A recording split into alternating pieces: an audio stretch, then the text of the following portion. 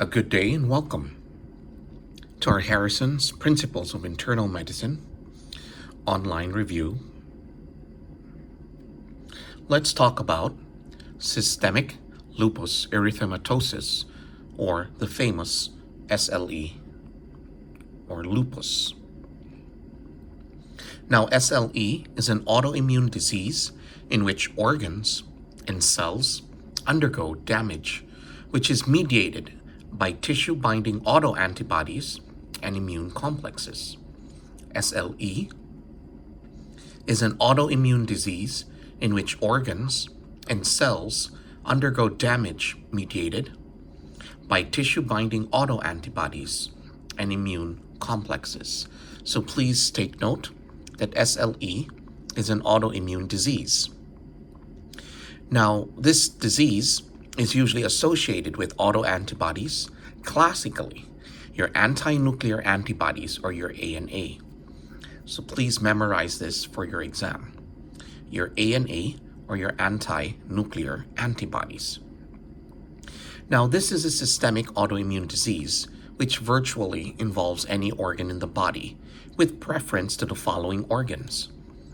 We have the skin, the kidneys, the serosal membranes, the joints, and the heart.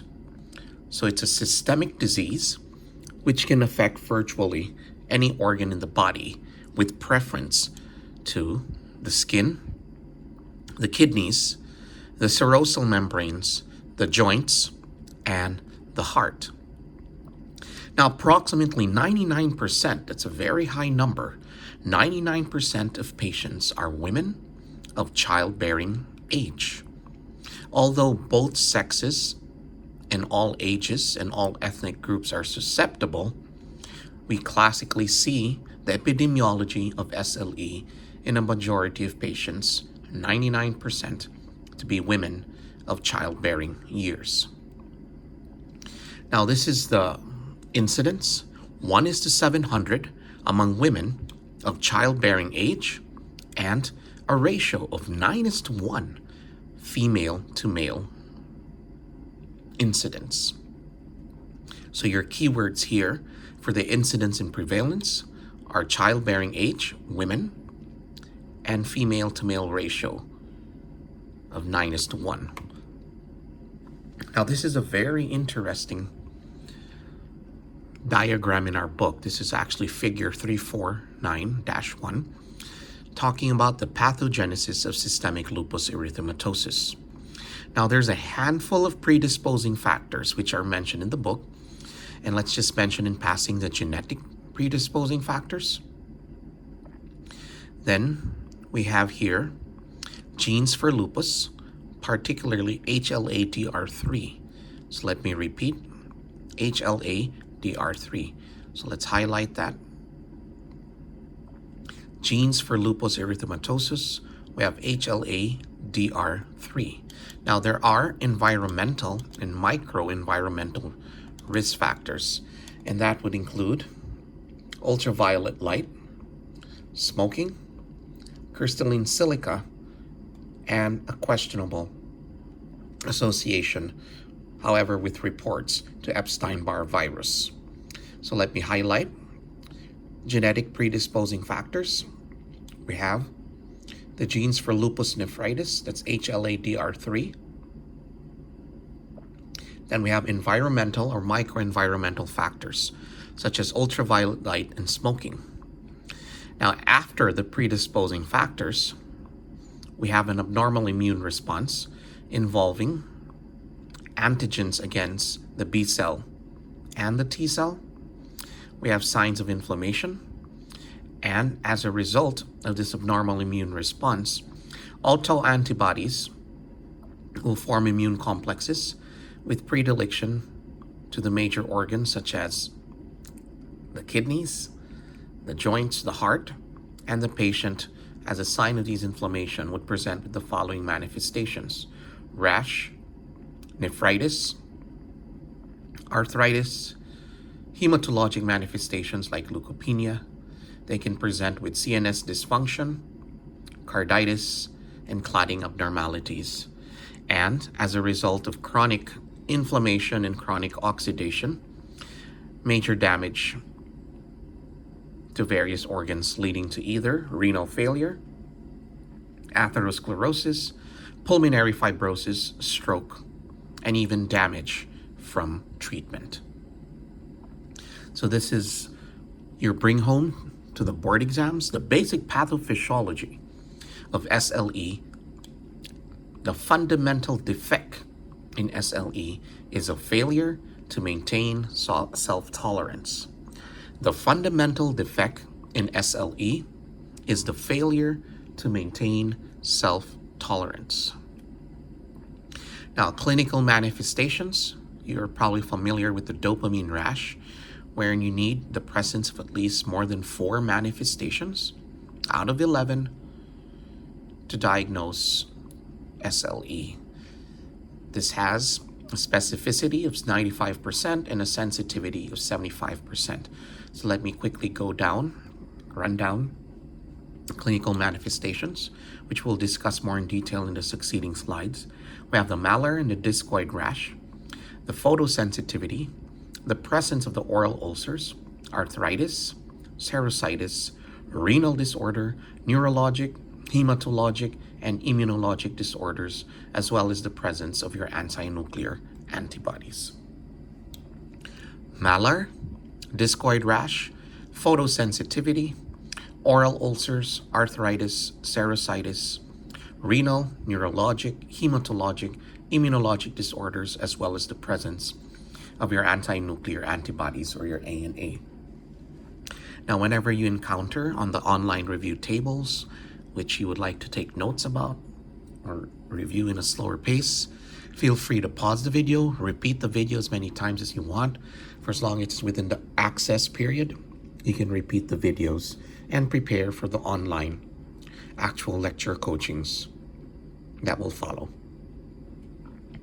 So these are the diagnostic criteria, which we enumerated earlier, with 4 or more criteria at any given time. Now, this is the table from the 20th edition I would like to highlight regarding the clinical manifestations of SLE and the prevalence over the entire course. So if you are asked what is the most common manifestation in SLE, it's going to be musculoskeletal with about 95%. So systemic manifestations would include fatigue, malaise, fever, anorexia, and weight loss. For the specific system, it's going to be musculoskeletal at 95%. And of this musculoskeletal system manifestations, arthralgias, myalgias are number 1 on the list. Now for the cutaneous or dermatologic manifestations, this occurs in 80% of patients. Take note, the most common cutaneous manifestation is not the malar rash. It is photosensitivity at 70%. So let me repeat, the most common cutaneous or dermatologic manifestation of SLE is not the malar rash, but rather it's the photosensitivity. Now let's quickly mention other dermatologic or cutaneous manifestations in SLE. This would include photosensitivity, malar rash, the oral ulcers, alopecia, the discoid rash, a vasculitis rash, and in some cases, they present with either urticaria or subacute cutaneous lupus. Now going down this very important table, as for the hematologic system, 85% of patients with lupus would present with hematologic manifestations, the most common being anemia. So please take note, anemia is the most common hematologic manifestation of lupus. And considering that this is a chronic disease, you would expect a normocytic normochromic anemia.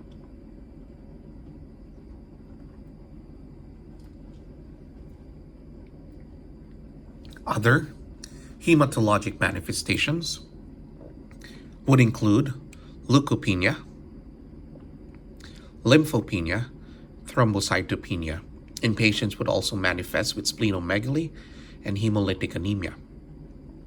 For the neurologic system, the most common neurologic manifestation is cognitive disorder, or the patient complains or presents with cognitive decline. Mood disorder is also common: depression, headache, seizures, as well as stroke. So please take time to go over this very important table. Now let's summarize. Musculoskeletal manifestations, intermittent polyarthritis, myalgia, arthralgias would be the most common manifestation. Memorize this for your boards. We have this condition, rheumatoid manifestations in lupus, or what we call lupus, ischemic necrosis of the bone, and as we mentioned, the myalgias was very, very prevalent. Now, as for the cutaneous manifestation, I will highlight again for your boards. The most common SLE rash is a photosensitive, slightly raised erythema, occasionally scaly on the face, particularly found on the nose and the cheeks, giving you the famous butterfly rash. So photosensitivity is the most common cutaneous manifestation, and this one of the common rashes that we encounter is the textbook butterfly or the malar rash. Now for the renal manifestations, the most serious manifestation of SLE is nephritis. Memorize this. The leading cause of mortality in the first decade of disease is going to be nephritis, renal failure, and your infections. Now for the renal manifestations, we have the WHO classification of lupus nephritis, class 1 all the way to class 6. So class 1, we have the minimal mesangial lupus nephritis. Class 2 is the mesangial proliferative lupus nephritis. Class 3 is focal lupus nephritis. Class 4 is diffuse lupus nephritis. Class 5, membranous. Class 6, advanced sclerotic lupus nephritis. So please take time to go over this.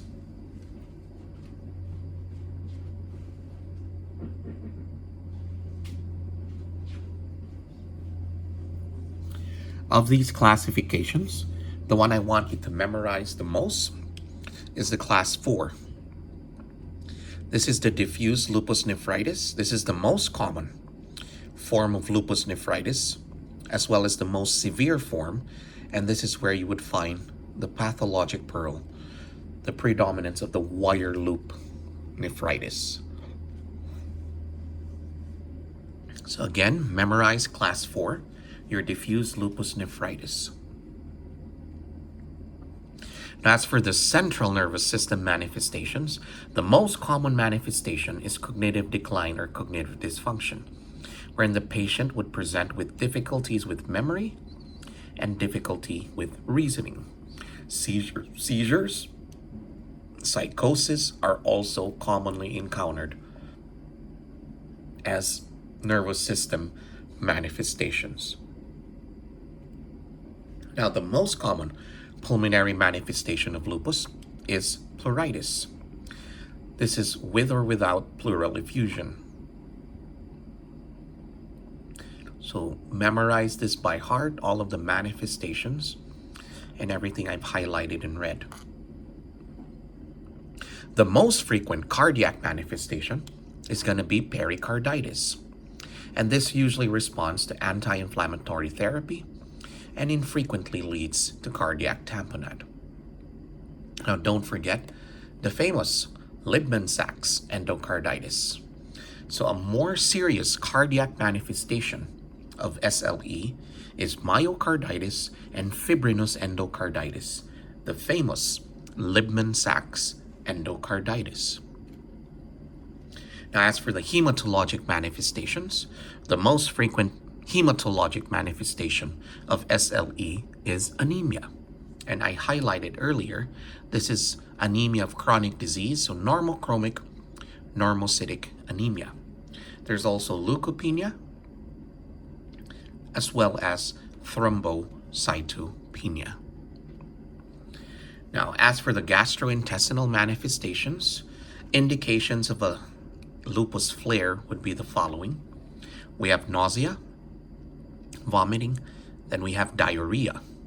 Now, diffuse abdominal pain can be caused by an autoimmune peritonitis and can be an indication of intestinal vasculitis.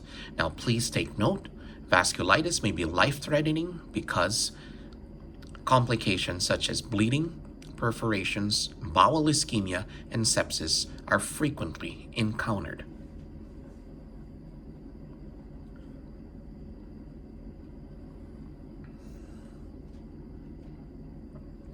For the ocular manifestations, we have Zika syndrome and nonspecific conjunctivitis. Now, don't forget Zika syndrome, the dry eye syndrome, is also one of the manifestations of Sjogren's syndrome.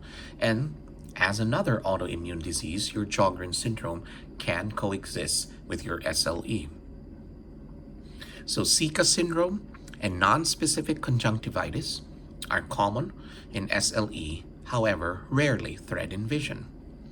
More serious ocular manifestations would be retinal vasculitis and optic neuritis. Now, a very important table lifted from our 20th edition, autoantibodies in systemic lupus erythematosus, or your SLE. So let's highlight and memorize by heart. ANA, your anti-nuclear antibodies, is present in 98%. So take note, 98% prevalence of your anti-nuclear antibodies. Now next is your anti-double-stranded DNA, which is present in 70% for anti-dsDNA. Anti-Smith, prevalence of 25%. Then we have the anti-RNP, the anti-Rho SSA, the anti-LA or the SSB, and the famous antihistones and the antiphospholipids. I just want to highlight regarding the antihistones, this is associated with your drug-induced lupus. So again, take time to take notes, go over this so that when you attend the on-site coaching lectures, these would sound familiar. So antibodies, clinical utility. So I'd like to highlight the best screening tests. I will repeat, the best screening tests is your anti-nuclear antibodies or your ANA.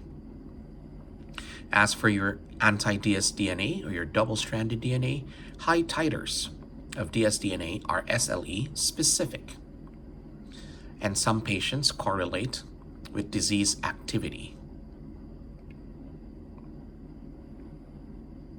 And anti-Smith, which is also specific for SLE.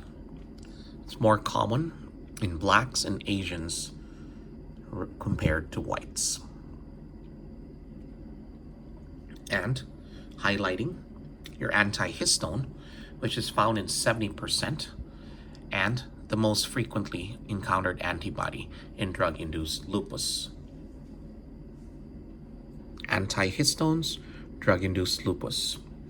Now, I'd like to cite this, lifted verbatim from your book.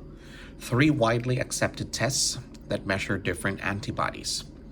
Anticardiolipin, anti-2-glycoprotein, and the lupus anticoagulant. There are 3 widely accepted tests that measure different antibodies.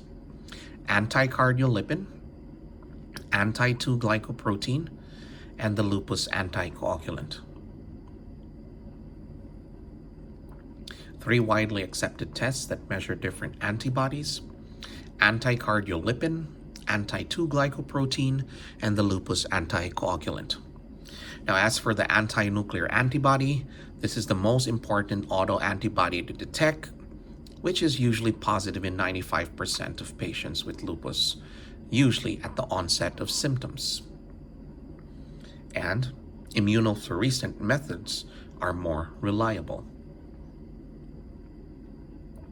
Repeated negative anti-nuclear antibodies would suggest that the condition is unlikely to be SLE. So repeated negative anti-nuclear antibodies, or ANAs, would most likely suggest the condition is not lupus. As for the double-stranded DNA, or the dsDNA, this is specific to SLE. Anti-Smith is also specific to SLE and can assist in the diagnosis. Anti-phospholipid antibodies, which is non-specific for SLE, however, its presence fulfills one diagnostic classification criterion.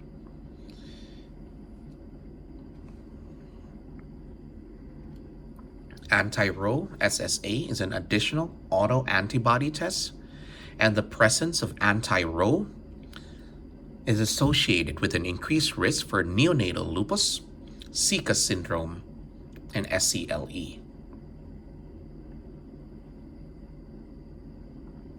So anti-Rho is associated with an increased risk for neonatal lupus, Zika syndrome, and SCLE. So take note and go over this.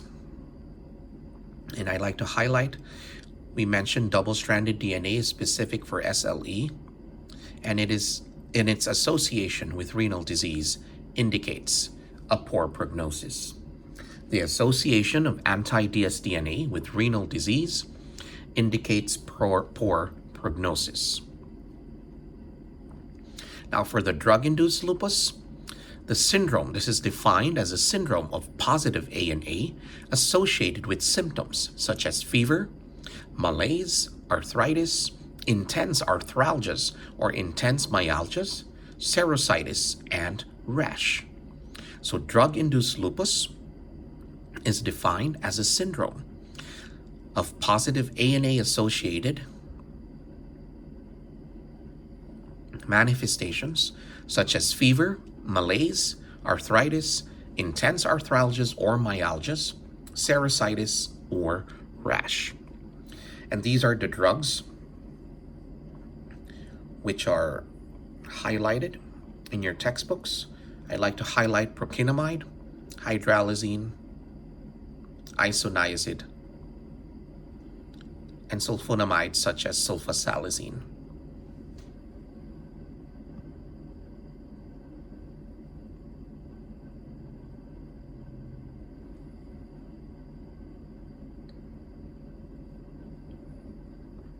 So please take time to go over this.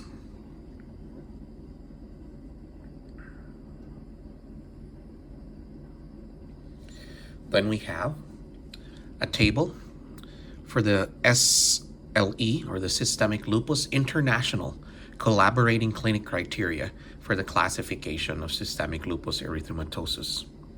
So please take time to go over this very nice table in the 20th ed, dividing clinical manifestations on the left column and immunologic manifestations on the right. I just want to highlight, in the skin manifestations or cutaneous, is divided either acute, subacute, or chronic cutaneous lupus erythematosus.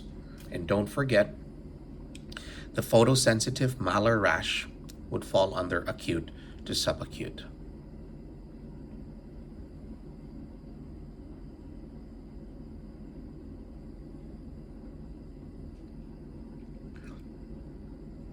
And winding down, this is figure 349-2, the algorithm for the diagnosis and initial therapy of systemic lupus erythematosus.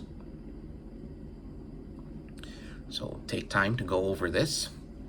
We start with the diagnosis and initial therapy of SLE. So for the diagnosis, symptoms, complex, suggestive of SLE, all of the systemic manifestations. We order the basic laboratories, which are ANA, CBC, platelets, and urinalysis. After we get the laboratories, if it's ANA positive, more than 4 criteria, and that's definitive or definite SLE. Less than 4 criteria, possible SLE. If all tests are normal and the symptoms persist, then you repeat the ANA, and this time you add the anti-dsDNA and anti-Rho. So theoretically, the first thing we order are the antibodies is your ANA. After repetition of the labs and with the persistence of the symptoms, if all are negative, this is not lupus. If some are positive, then you go back to the criteria. So definite, 4 or more. Less than 4, positive SLE. If with the symptoms complex, basic laboratory tests with the ANA, all tests are normal and the symptoms subside, this is not lupus. Now from the treatment, let's continue with the next slide and remind everyone that there's no cure for SLE and complete sustained remissions are rare. Now for the specifics, take note. We have the treatment. So I'd like to start off with the non-life or organ-threatening manifestations or lupus. If the quality of life is acceptable, then we go to conservative management or symptom-addressed management. If the quality of life is not acceptable, then we continue with conservative treatment, plus we add low-dose glucocorticoids or consider monoclonal antibodies such as belimumab. If it's life or organ threatening, always remember, during an attack of a life or organ threatening lupus, we have to start high-dose glucocorticoids. We can add immunosuppressants such as mycophenolate and cyclophosphamide. Just watch out for hemorrhagic cystitis of cyclophosphamide. After the response, cyclophosphamide is discontinued and the patient will be maintained on either mycophenolate or azathioprine. If there's a response, taper the dose of all these immunosuppressants, especially the glucocorticoids. If no response, then we're going to end up with more expensive drugs, belimumab, rituximab, calcineurin inhibitors, and experimental therapies. So for the conservative therapies, for the management of non-life-threatening disease, memorize this for the boards. Analgesics and antimalarials are the mainstay. And don't forget with your antimalarials, particularly your hydroxychloroquine, this has a potential for retinal toxicity. And the good thing about the antimalarials is they reduce dermatitis, arthritis, and fatigue. Just get a baseline ophthalmologic exam and monitor for potential retinal toxicity with hydroxychloroquine. For life-threatening SLE or proliferative forms of lupus nephritis, the mainstay of treatment is going to be your systemic glucocorticoids. And our choice would be methylprednisolone, high dose, 1,000 milligrams, intravenous daily for 3 days, followed by a daily equivalent of prednisone or its equivalent as step down.